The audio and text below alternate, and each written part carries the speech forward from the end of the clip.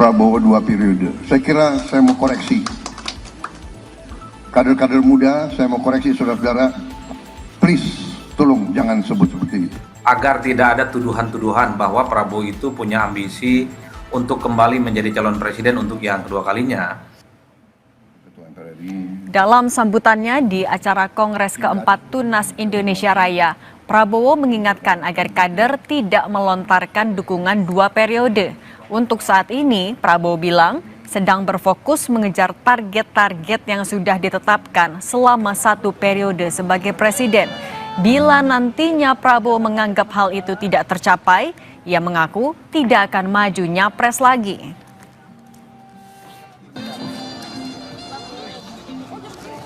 Ada yang sebut Prabowo 2 periode. Saya kira saya mau koreksi.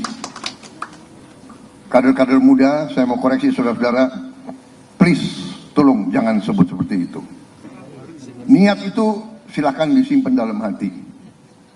Tetapi saya sudah katakan, nanti yang menentukan apakah Prabowo 2 periode atau tidak, selain Yang Maha Kuasa, Prabowo sendiri. Kalau saya menilai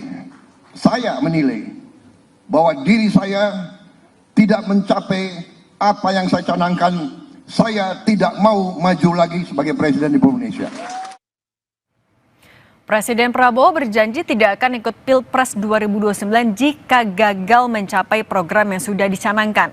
Bagaimana membaca janji Presiden dan bagaimana membaca tolok ukur keberhasilan program? Kita bahas bersama Direktur Eksekutif Parameter Politik Adi Prayitno. Mas Adi, selamat petang. Selamat petang, Mbak. Mas Adi, Februari Partai Gerindra sudah deklarasi mau dukung Prabowo Subianto nyapres di 2029. Sejumlah partai politik juga sudah mendeklarasikan dukungan itu, misalnya PAN. Tapi sekarang bilang nggak akan nyapres kalau gagal program-programnya. Apa yang bisa kita baca dari janji Presiden ini? Ya, saya kira memang ini adalah satu statement politik yang cukup diplomatis. Tentu untuk menghindari agar tidak ada tuduhan-tuduhan bahwa Prabowo itu punya ambisi untuk kembali menjadi calon presiden untuk yang kedua kalinya. Kesan yang ingin disampaikan itu adalah bahwa saat ini Prabowo Subianto memaksimalkan seluruh energi dan kemampuannya adalah hanya untuk bekerja untuk rakyat.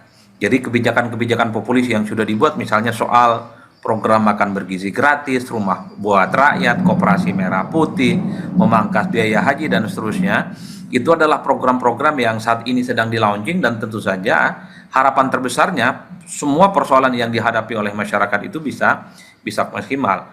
Oleh karena itu, kalau saya hitung rata-rata secara umum, ini adalah pernyataan Prabowo yang kesekian kalinya ketika muncul dukungan Prabowo untuk maju kembali di 2029. Prabowo sebenarnya hanya ingin kasih pesan bahwa ya oke, dukungan itu, tapi tidak untuk diungkapkan saat ini. Apalagi di era medsos yang serba terbuka, tentu untuk mengantisipasi tuduhan-tuduhan ini baru jadi presiden 6 bulan, tapi kemudian memunculkan wacana untuk maju yang kesekian kalinya. Bekerja dulu, baru kemudian terkait dengan Pilpres itu belakangan. Saya kira pesan itu yang sebenarnya ingin disampaikan oleh Prabowo Subianto.